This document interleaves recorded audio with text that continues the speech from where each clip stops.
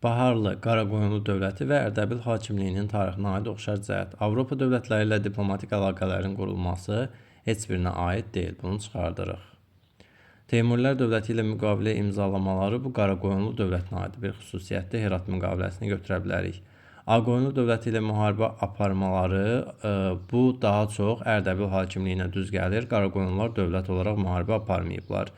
Şahdağ döyüşündə iştirak etməsi, bu Şahdağı döyüşü olanda da Qaraqoyunlu dövləti yox idi tarixdə. Çünki Şahdağı döyüşü 1488-dir, Qaraqoyunlu dövləti isə 1468-də artıq süqut edib.